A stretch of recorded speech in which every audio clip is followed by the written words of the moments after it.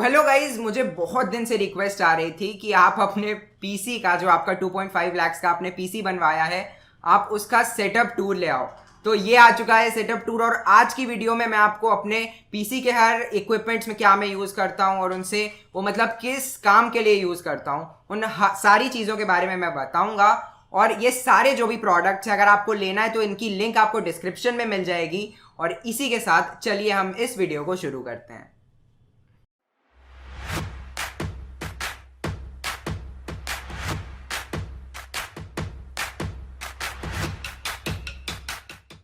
तो अगर मैं आपको अपने यूपीएस के बारे में बताऊं तो ये हमारा फॉक्सिन का एक यूपीएस है जो कि अराउंड 1 किलोवाट का है, और ये अराउंड 20-30 मिनट्स बैकअप दे देता है जब लाइट्स चली जाती हैं। तो अगर मैं कोई आफ्टर इफेक्ट्स या प्रीमियर प्रो में फाइल्स रेंडर कर रहा होता हूँ तो फिर मैं उसको सेव करके बंद कर सकता हूँ। और ये इतना हैवी सेटअप है, इसकी वजह से मुझे थोड़ा हैवी यूपीएस लेना पड़ा। तो मैं अगर सेटअप में पेरिफेरल्स की बात करूं तो आप यहाँ देख सकते हैं कि ये कीबोर्ड और माउस जेब्रॉनिक्स का है, जो कि मैंने बेसिकली गेमिंग के पर्पज से लिया था। और ये बहुत ही बढ़िया चॉइस है क्योंकि इसकी जो मतलब कीबोर्ड की क्वालिटी है वो भी बहुत अच्छी है, और काफ़ी ऐसी जो आरजीबी लाइट्स हैं, आप इसमें 2-3 मोड्स होते हैं जिनको कि आप सेट कर सकते हैं।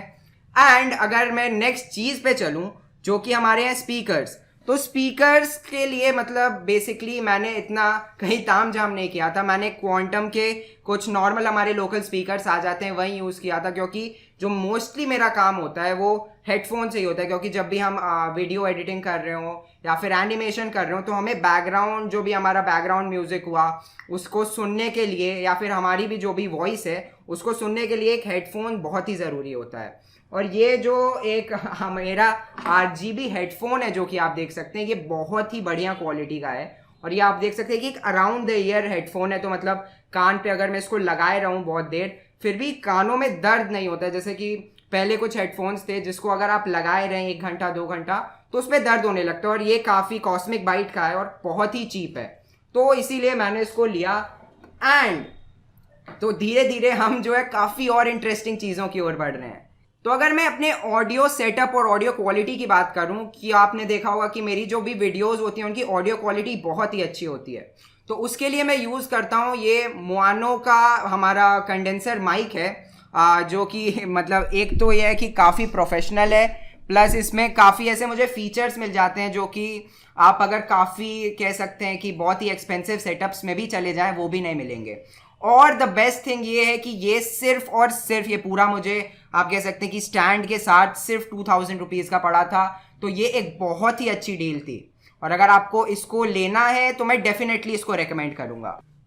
तो अगर मैं बात करूं अपने मॉनिटर की, तो इसके पीछे बहुत ही लंबी स्टोरी जाती है। इसको मुझे रिसीव करने के लिए, ढूंढने के लिए ऐसा मॉनिटर, क्योंकि ये 144 हर्ट्ज का है और यहाँ कहीं भी अवेलेबल नहीं था ये, ना कि ऑनलाइन भी कहीं ये मुझे मिल रहा था, हर जगह आउट ऑफ स्टॉक था। क्योंकि ये मैंने जब लिया था, अपना पूरा सेटअप बनवाया था, कोरोना तब एकदम पीक पे था और तब बहुत से लोग ये सारे सेटअप्स बनवा रहे थे, इसलिए आपने देखा होगा कि उस समय काफ़ी प्राइजेस भी आए थे और जो चीज़ें थी वो भी काफ़ी आप कह सकते हैं कि आउट ऑफ स्टॉक चली गई थी।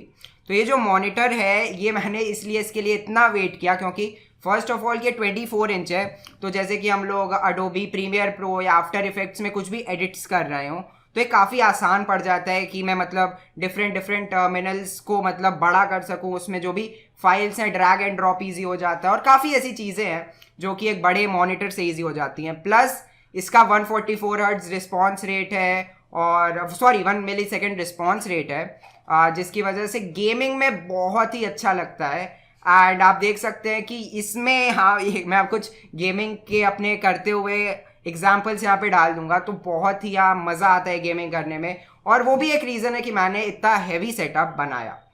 तो अब मैं चल के आपको अपने 20 CPU के बारे में बताता हूँ जिसके बारे में आप सब जानना चाहते थे। तो सबसे पहले ये एक एक्शन फिगर है जो कि मेरे दोस्त ने मुझे गिफ्ट किया था। उसके बाद अगर मैं आपको बताऊं तो अगर हम कूलिंग यूनिट पे चले, क्योंकि हैवी कॉन्फ़िगरेशन का अगर कोई भी पीसी होता है तो उसमें कूलिंग अच्छी होनी चाहिए, और कूलिंग अच्छी करने के लिए मैंने कूलर मास्टर का ये जो हमारा RGB आप कह सकते हैं कि ये कूलिंग यूनिट है, इसको यूज़ किया था। उसी के साथ जो हमारा पावर सप्लाई यूनिट होता है उसको भी मैंने कूलर मास्टर का ही लिया था, क्योंकि बहुत ही बढ़िया कंपनी है। और अब हम मेन चीज़ों पे चलते हैं जो कि है रैम। तो रैम मैंने यहाँ पे लगवाई है, आई थिंक 32 GB रैम है, और ये कॉर्सैर वेनेजेंस की 3200 मेगाहर्ट्ज की रैम है, और ये बहुत ही फास्ट परफॉर्मेंस देता है। तो ये जो भी एडिटिंग हुआ Adobe Premiere Pro, Adobe After Effects, इसमें जब हम VFX करने जाते हैं, एनिमेशन करने जाते हैं, उसमें बहुत ज़्यादा हेल्प करता है। कभी भी मैंने ये नहीं फील किया कि मेरा जो भी कंप्यूटर है वो लैग कर रहा है, जैसे ही 32 GB रैम इज़ लाइक आपके लिए बढ़िया रहेगा। तो अगर मैं आपको अपने ग्राफिक्स कार्ड के बारे में बताऊं तो ये RTX का 2060 सुपर है, और ये बहुत ही बढ़िया ग्राफिक्स कार्ड है। और उस समय RTX की 30 सीरीज नहीं आई थी, तो उस समय जो value for money graphics card मुझे लगा वो यही था। और जो भी गेम्स खेलने हैं 4K में तक चल जाते हैं अच्छे से, अराउंड 60 FPS। तो उसी के साथ आपको, अगर आप इतना हैवी कॉन्फ़िगरेशन का आपका CPU बनवा रहे हैं, तो उसमें आपका मदरबोर्ड बहुत इंपॉर्टेंट हो जाता है। और जो मेरा मदरबोर्ड है वो गीगाबाइट का Z390 गेमिंग एक्स मदरबोर्ड है, और ये जो हमारा मदरबोर्ड है ये RGB कंप्लीटली RGB तो नहीं है, बट अपनी रिक्वायरमेंट्स के हिसाब से, अपने बजट के हिसाब से मुझे बहुत ही बढ़िया मदरबोर्ड लगा।